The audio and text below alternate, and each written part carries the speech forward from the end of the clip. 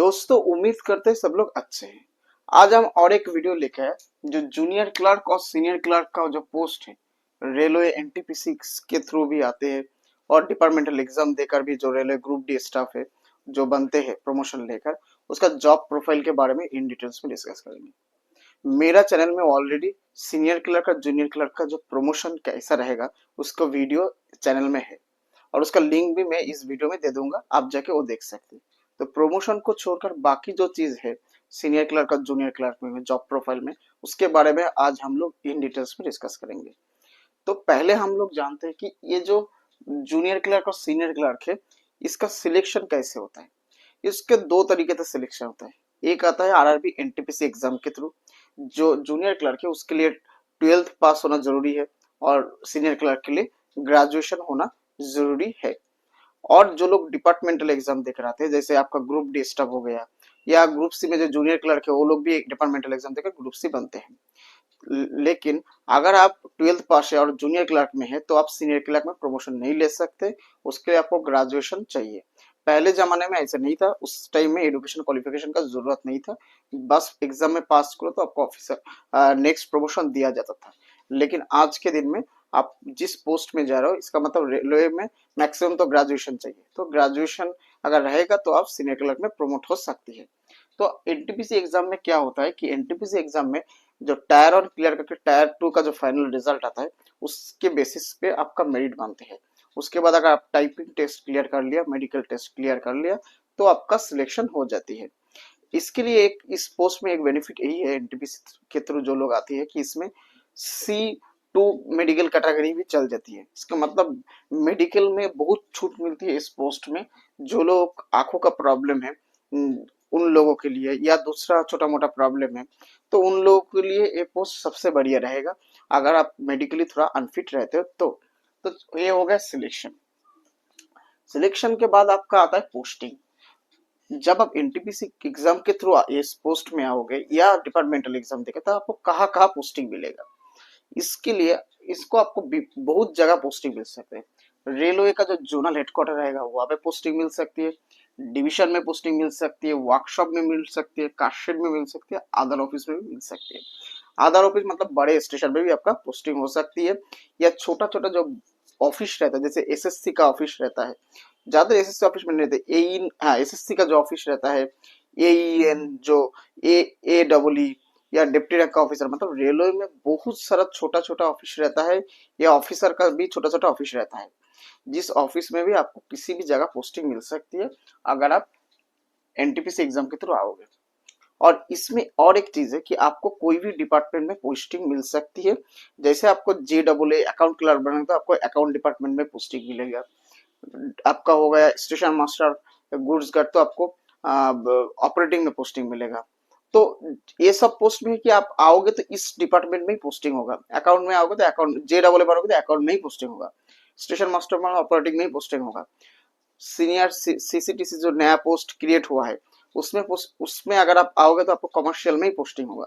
लेकिन आप senior clerk या जूनियर क्लर्क में आओगे तो अकाउंट छोड़कर जितना भी डिपार्टमेंट है जैसे ऑपरेटिंग में, आपका कमर्शियल में, आपका इंजीनियरिंग में, और सबसे ज्यादा पोस्टिंग मिलती है पर्सनल डिपार्टमेंट, क्योंकि पर्सनल डिपार्टमेंट 100% ऑफिशियल जॉब है। तो जो सीनियर क्लर्क और जूनियर क्लर्क बनते हो ये लोगों को तो 100% ऑफिशियल जॉब है, तो सबसे ज्यादा पोस्टिंग इनको पर्सनल डिपार्टमेंट में मिलते हैं। ये छोड़कर भी बाकी जो डिपार्टमेंट बोला है हमने, इवन विजिलेंस डिपार्टमेंट में जो वहां पे भी आप लोगों को पोस्टिंग मिलती है। मेडिकल डिपार्टमेंट में भी पोस्टिंग मिलती है। आप सोचोगे मेडिकल में क्या है, क्योंकि मेडिकल में शीट वगैरह बनाना पड़ता है, शेड्यूल वगैरह बनाना पड़ता है, तो मेडिकल डिपार्टमेंट में इवन हॉस्पिटल में भी आप लोगों का पोस्टिंग हो सकती है। लेकिन आपको जो काम रहेगा वो 100% ऑफिशियल जॉब रहेगा। तो इस चीज में तो एनटीपीसी के इसीलिए ये दो पोस्ट में बहुत डिमांड रहती है क्योंकि ये ऑफिशियल जॉब होती है। तो ये हो गया आपका पोस्टिंग। इसका मतलब कोई भी डिपार्टमेंट में आपका पोस्टिंग मिल सकती है, किसी भी जगह पे आपका पोस्टिंग मिल सकती है, लेकिन आपको काम रहेगा ऑफिशियल, आपको शिफ्टिंग ड्यूटी नहीं रहने वाला है। ये सबसे बड़ा बेनिफिट है इस पोस्ट का। उसके बाद आता है आपका ट्रेनिंग। आप लोगों को इसमें जो ट्रेनिंग मिलेगा वो 21 डेज का ट्रेनिंग मिलेगा और इस ट्रेनिंग में बहुत डिफिकल्ट नहीं होता है, टिफिकल्ट बहुत इजी होता है, सब लोग पास कर जाते हैं। इसमें मतलब होता है ट्रेनिंग का कोई झमेला ही नहीं है। जैसे आपका स्टेशन मास्टर बन गए, आपका कमर्शियल में आपका सीनियर सिटीजन बन गए, आपका गुड्स गार्ड जो हो गया, इसमें आपको ट्रेनिंग पास करना मैंडेटरी है। इवन अकाउंट्स में भी आपको एग्जाम देना पड़ता है जब आओगे। तो ट्रेनिंग इन लोगों के लिए बहुत डिफिकल्ट रहता है। ट्रेनिंग थोड़ा पास सब लोग कर जाते हैं क्योंकि सब एग्जाम के थ्रू क्लियर करके आए हैं, तो सब लोग चाहते हैं कि हम लोग ये एग्जाम ही पास कर जाए क्योंकि हमारे यहाँ से जॉब ना जाए। लेकिन उनको थोड़ा डिफिकल्टी होता है कि जॉब मिलने के बाद में थोड़ा पढ़ाई करना पड़ता है। लेकिन सीनियर क्लर्क जूनियर क्लर्क में पहले ही आपको पोस्टिंग दिया जाता है, ट्रेनिंग में पहले नहीं दिया जाता है। आपको पोस्टिंग मिल जाता है, उसके बाद कभी भी चाहे तो रेल 6 महीना 1 साल 2 साल के बाद भी ट्रेनिंग करा लेता है बस 20 आवर का। तो एज ए फॉर्मेलिटी के हिसाब से उन लोगों का ट्रेनिंग होता है क्योंकि उनका ज्यादातर का ऑफिशियल ही है। तो ऑफिस में पोस्टिंग मिलने के बाद वहां से काम सीखते सीखते उनका ट्रेनिंग हो जाती है। तो उसके बाद आता है काम। क्या काम करना पड़ेगा, मैंने ऑलरेडी बता दिया कि इनका काम ये है ऑफिशियल वर्क। इसीलिए ऑफिशियल में क्या होता है, एडमिनिस्ट्रेटिव जो काम होता है सबसे ज्यादा उनको ही करना पड़ेगा। सबसे उनको ज्यादा पोस्टिंग मिलती है पर्सनल में। तो पर्सनल डिपार्टमेंट का क्या काम रहता है, पर्सनल डिपार्टमेंट में छोटा छोटा कैडर रहता है। जैसे स्टेशन मास्टर का कोई कैडर देखता है, कोई ड्राइवर का कैडर देखते हैं, कोई दूसरा किसी बंदे का लीव का कैडर देखते हैं, कोई बंदा किसी का ट्रांसफर देखते हैं, किसी किसी का ओन रिक्वेस्ट देखते हैं, किसी ने रिटायरमेंट देखते हैं। तो हर एक जो एम्प्लॉय रहते हैं उसको छोटा छोटा कैडर दिया जाता है और उसको उस कैडर को मतलब इंडिपेंडेंटली काम करना पड़ती है।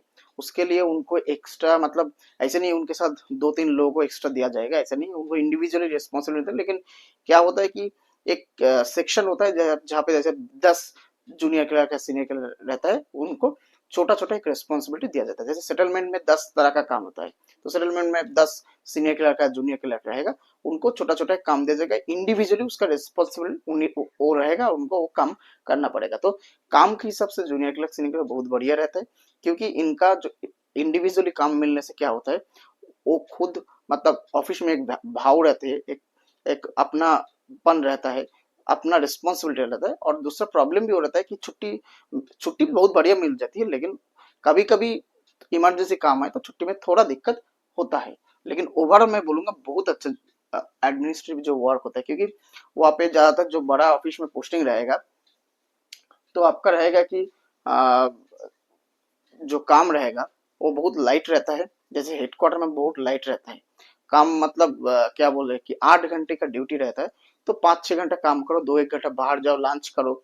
तो ये सब फैसिलिटी मिलती है, इसके साथ बहुत सारा फैसिलिटी मिलते हैं ऑफिस में काम करने के लिए। और जो इनका जो काम रहता है जैसे पर्सनल में हो गया, ऑपरेटिंग में भी इनका पोस्टिंग होता है। जैसे ऑपरेटिंग डिपार्टमेंट का ऑफिसर का जो लीव चार्ट बनाना है और उनका पोस्टिंग शेड्यूल बनाना है, ये सब जो काम रहता है। कमर्शियल में भी उनका पोस्टिंग हो जाती है, आपका मैकेनिकल में पोस्टिंग हो जाती है, हर एक डिपार्टमेंट में उनका पोस्टिंग होती है। तो ये एक चीज हो जाता है कि बहुत अच्छा हो जाता है कि उनको 100% ऑफिशियली काम मिलते हैं। उसके बाद आता है ड्यूटी। ड्यूटी कितना रहता है, ड्यूटी बहुत अच्छा है जो सीनियर क्लर्क और जूनियर क्लर्क है। 40 hours to 48 hours per week रहता है। इसका मतलब 8 घंटे करके काम करना पड़ेगा। आपका ड्यूटी रहेगा 5 दिन या 6 दिन। आप अगर आपको हेडक्वार्टर मिल गया, कोई भी डिपार्टमेंट हो, हेडक्वार्टर में पर्सनल हो, इलेक्ट्रिकल ऑपरेटिंग हो, तो 5 दिन ड्यूटी है, संडे सैटरडे छुट्टी है। और अगर आपको डिवीजन में भी मिल गया, मतलब डिवीजन का जो ऑफिस है वहां पे भी 5 दिन का ड्यूटी। लेकिन उसके बाद जो छोटा छोटा सब ऑफिस रहेगा, वर्कशॉप रहेगा, हॉस्पिटल में अगर आपको पोस्टिंग मिलेगा, कारशेड में अगर आपको पोस्टिंग मिलेगा, तो आपको 6 दिन ड्यूटी करना पड़ेगा। सैटरडे हाफ रहेगा और संडे फुल क्लोज रहेगा। तो उस हिसाब से इनको 45 to 48 आवर ड्यूटी करना पड़ेगा। आपका अगर ओपन लाइन में है, अगर हेडक्वार्टर और डिवीजन में है तो आपको 40 आवर ड्यूटी करना पड़ेगा। ये होगा काम के जगह पे। और उसके बाद बनेगा कि सैलरी, इनका सैलरी कितना होता है, ये चीज भी हम लोगों को जानना पड़ेगा। जो जूनियर क्लर्क है उनको लेवल 2 का जॉब है और जो सीनियर क्लर्क है वो लेवल 5 का जॉब है। तो ये जो सैलरी बनती है ये basic plus DA plus HRA plus TA मतलब ट्रैवलिंग अलाउंस, एचआरए मतलब हाउस रेंट अलाउंस, प्लस कुछ अदर अलाउंसेस कभी कभी मिलती है। जो लेवल 2 का बेसिक है इनिशियली वो 19,900 है और लेवल 5 का 29,200 बेसिक पे है। आज का दिन में डीए 50% है। एचआरए जगह के हिसाब से मिलेगा 10 to 30%।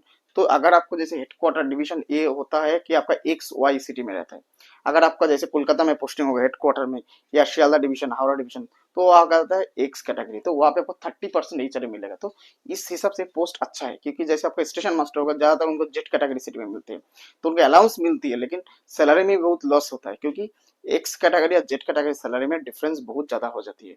तो इस हिसाब से ये पोस्ट बहुत बढ़िया रहता है, क्योंकि इनका जिस जगह पोस्टिंग होता है तो उस जगह पोस्टिंग में बहुत मतलब ज्यादातर 80 to 90% लोगों का बहुत अच्छी जगह पोस्टिंग मिलती है, एक से वाई कैटेगरी सिटी में मिलती है। तो फैमिली में रहने के लिए रेंट वगैरह, स्कूल बच्चे के लिए स्कूल वगैरह और जो अदर फैसिलिटीज है सब कुछ मिल जाती है ऐसी जगह।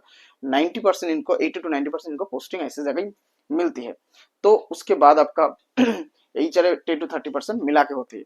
टीए मिलता है, टीए टीए कितना मिलता है, जैसे एक्स कैटेगरी होगा तो 1350 रुपीज प्लस जो डीए होगा वो जूनियर क्लर्क के लिए, और जो सीनियर क्लर्क के लिए उनके लिए 3600 प्लस जो डीए है मतलब 50% वो मिला के उनका टीए बनता है। और उसके अलावा वाई या जेड कैटेगरी होगा तो 900 प्लस डीए फॉर लेवल 2 और लेवल 5 के लिए 1800 रुपये प्लस जो डीए ये मिलता है वाई और जेड कैटेगरी से। एक्स कैटेगरी लिए तो बहुत सैलरी ज्यादा थी, इसलिए जेड कैटेगरी जो सीनियर क्लर्क का होता है, और अगर जेड क्लर्क का लेवल 5 का अगर मैं बात करूँ ड्राइव गुड्स गार्ड का, उनका अलाउंस बहुत मिला के बहुत सैलरी होता है, लेकिन उनका अगर इनिशियल सिर्फ सैलरी देखे और सीनियर क्लर्क का अगर किसी को Z category x category city में दे तो 8 से 9 हजार रुपया का सैलरी का डिफरेंस हो जाती है। तो इसी हिसाब से इनको अलाउंसेस बहुत कम मिलती है जूनियर क्लर्क सीनियर क्लर्क को, लेकिन पोस्टिंग ऐसी जगह मिलती है जिसमें से इनका सैलरी थोड़ा अच्छा हो जाती है। तो ये हो जाएगा कि टोटल चीज जो जूनियर क्लर्क और सीनियर क्लर्क के आने वाले हैं। इनको ज्यादा कोई अलाउंस नहीं मिलती है, लेकिन कभी कभी उनको डीए अलाउंस जो डीए अलाउंस मिलती है, जैसे डेली ट्रैवल अलाउंस मिलती है, कब जब उनको ट्रेनिंग में भेजा जाता है तब वो ट्रेनिंग करते करते थोड़ा सैलरी के साथ भी एक्स्ट्रा चीज मिल जाती है। क्यों मिलती है, क्योंकि आप हेडक्वार्टर में पोस्टिंग होने के बाद या जिस जगह पोस्टिंग है रेल के के हिसाब से 8 किलोमीटर से अधिक किसी जगह अगर जाएंगे ड्यूटी में, क्योंकि ट्रेनिंग भी ड्यूटी में आ जाता है, पोस्टिंग के बाद होता है, तो आपको एक्स्ट्रा थोड़ा पैसा दिया जाता है। लेकिन बहुत मतलब कभी कभी मिलता है, ऐसे नहीं हर महीना मिलते हैं, साल में 1-2 बार ऐसे मिल जाती है। तो ये होगा टोटल जॉब प्रोफाइल जो सीनियर और जूनियर क्लर्क के बारे में। और मैं एक चीज बोलूंगा, जैसे आपका JEE है और सीनियर क्लर्क है, ये दोनों ऑफिशियली जॉब है, इसका डिफरेंस कैसे रहेगा, इसका दोनों का जॉब का प्रोफाइल का प्रमोशन का उसके बारे में अपकमिंग वीडियो आने वाली है। तो इसके रिगार्डिंग और आपको पोस्टिंग के बारे में कुछ जानना है तो डेफिनेटली मेरे को कमेंट करके बताइएगा। और एक चीज और आप लोगों को बताना भूल गए कि जैसे आपका पोस्टिंग क्या आपके हाथ में नहीं है, आपके हाथ में नहीं है, आपका ये आपका नसीब के ऊपर है। लेकिन मैं बोलूंगा अगर आप एनटीपीसी एग्जाम क्लियर करके आ गए, आपका जब डॉक्यूमेंट वेरिफिकेशन आ गया, तो आप एक बार हेडक्वार्टर में जाकर रिक्वेस्ट कर सकते हैं, सर मेरा यहाँ पे है तो मेरे को यहाँ पे कर दीजिए। लेकिन अगर बोलेंगे मैं पर्टिकुलर स्टेशन में चाहता हूँ, ये वगैरह ज्यादा नहीं होता है। डिवीजन और हेडक्वार्टर अगर रिक्वेस्ट करोगे तो वो लोग चांसेस है कि कभी कभी मान लेती है, तो ये चीज को ध्यान रखना पड़ेगा। और इसके लिए और कुछ भी जानना है मेरे को डेफिनेटली कमेंट करके बताइएगा। तो ये वीडियो अगर आपको अच्छा लगे प्लीज लाइक शेयर और कमेंट और सब्सक्राइब कीजिए। Thank you.